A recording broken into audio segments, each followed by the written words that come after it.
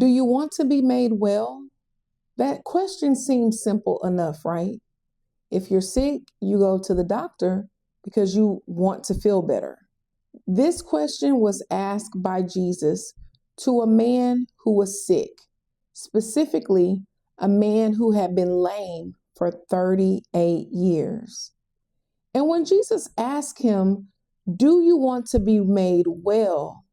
the man did not answer with a simple yes or no. Instead, he explained his condition. Welcome back to Make Up with the Word, a place where beauty is the doorway, but healing and identity is the destination.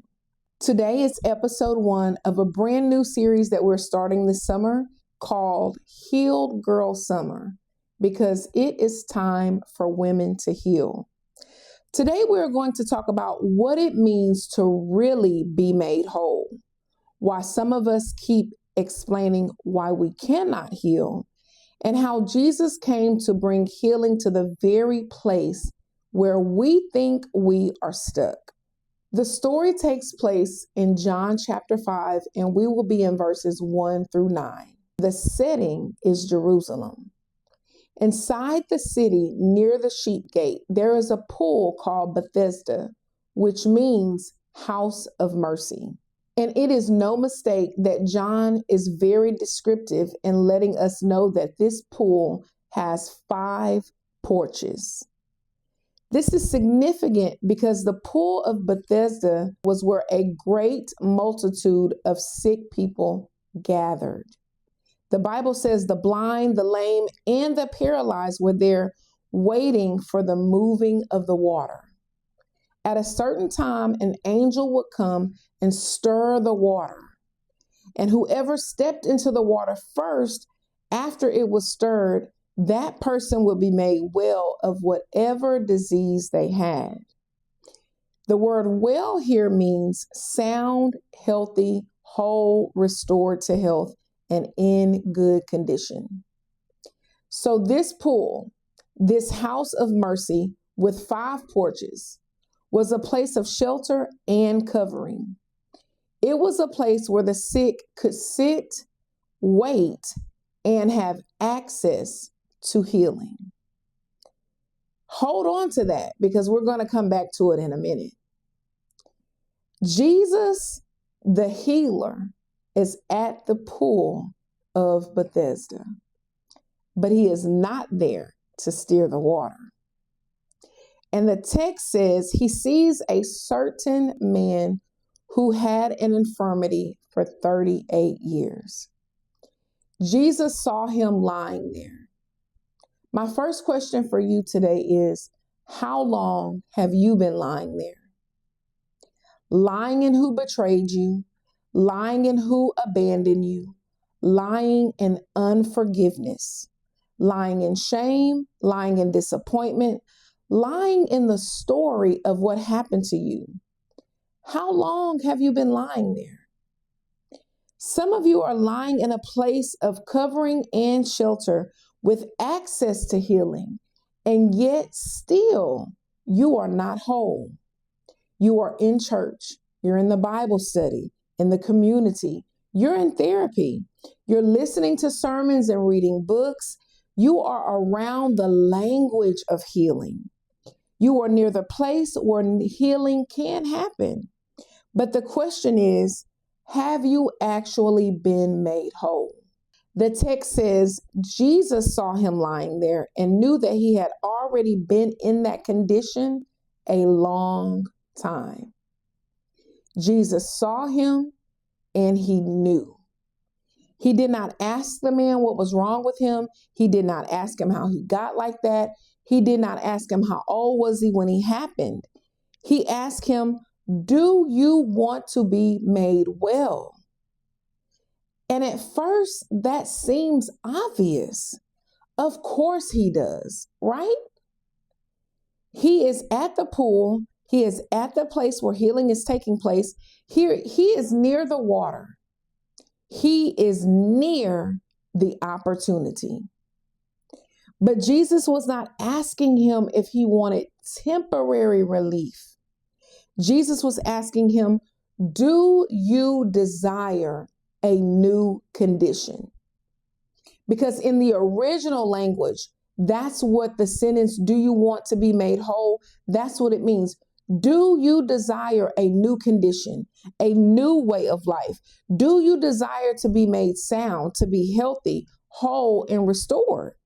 And the man answers Jesus by saying, Sir, I have no man to put me into the pool when the water is stirred.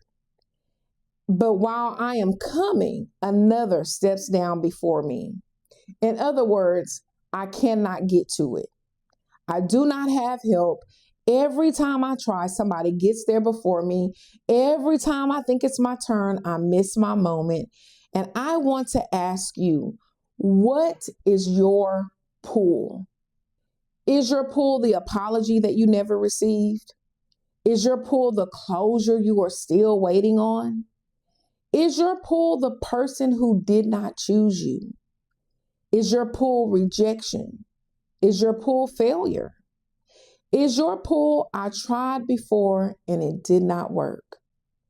Is your pool, I do not have anyone to help me?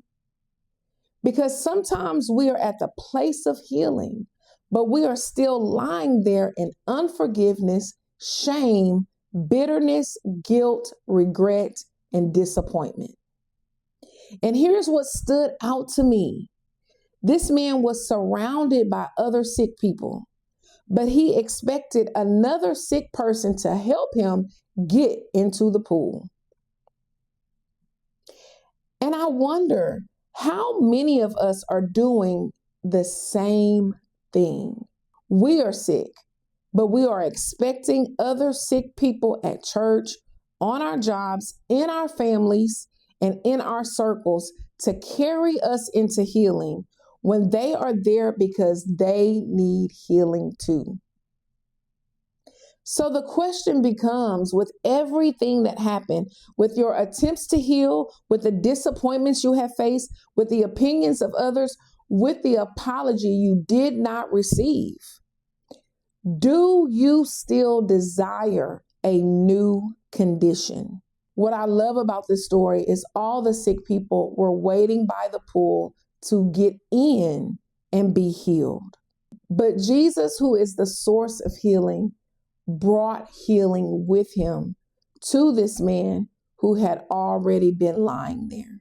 Sis, Jesus will meet you right where you are.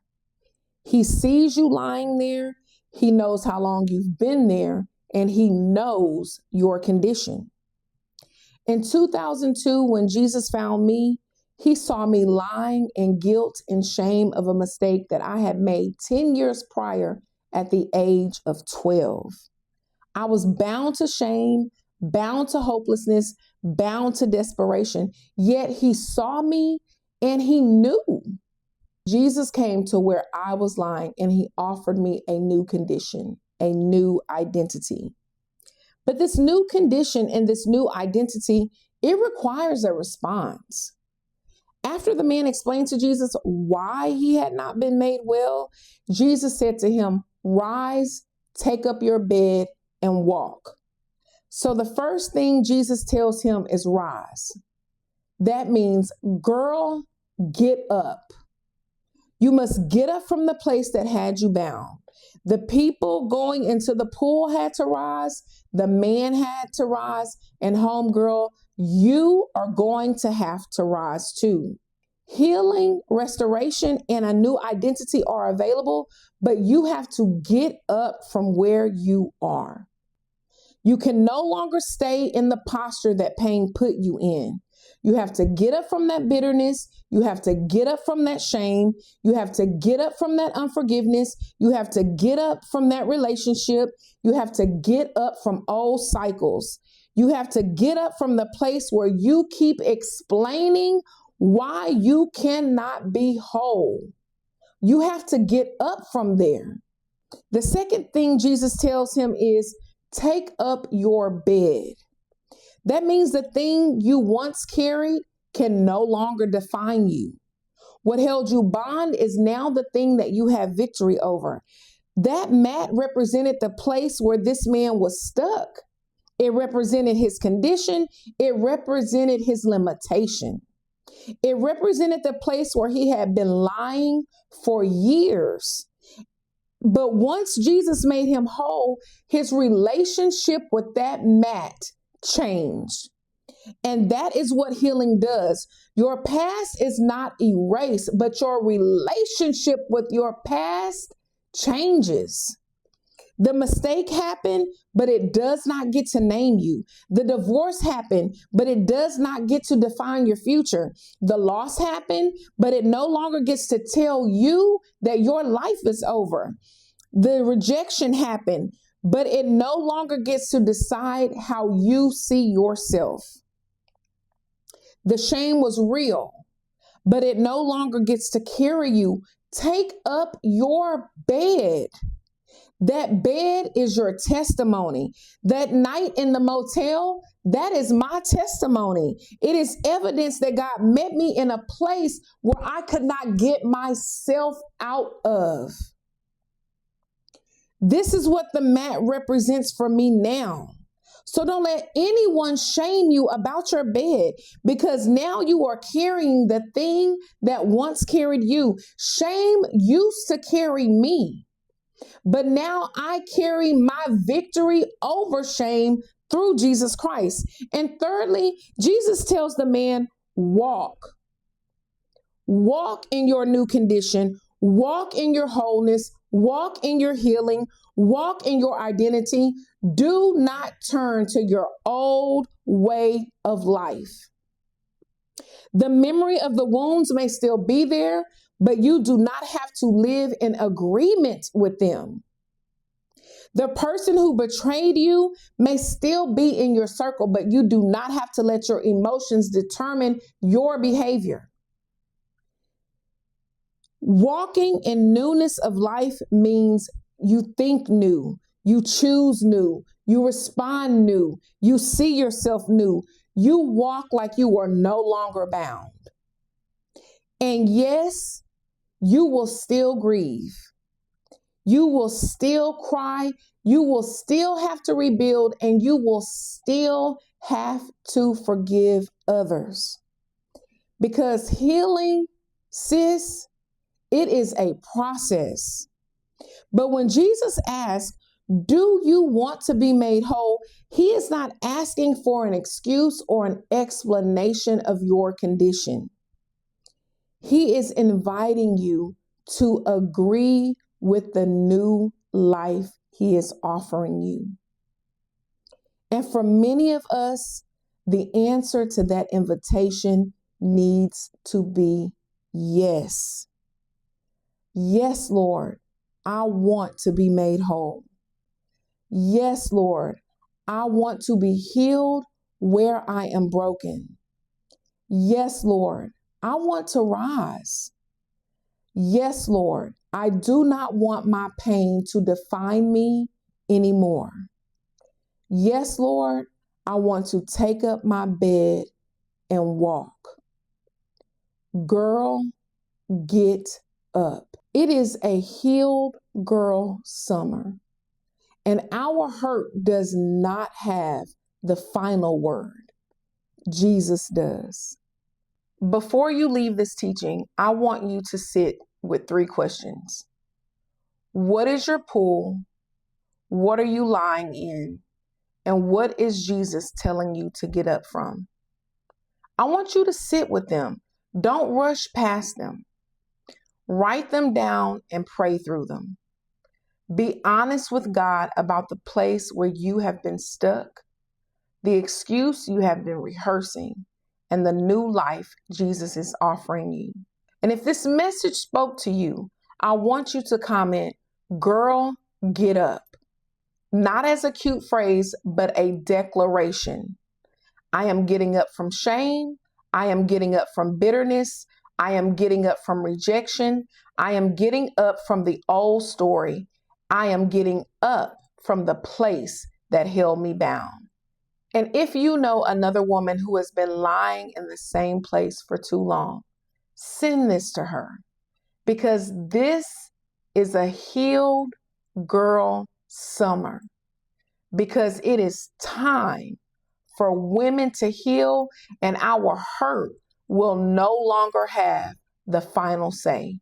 I'll see you all next Monday right here for Makeup with the Word.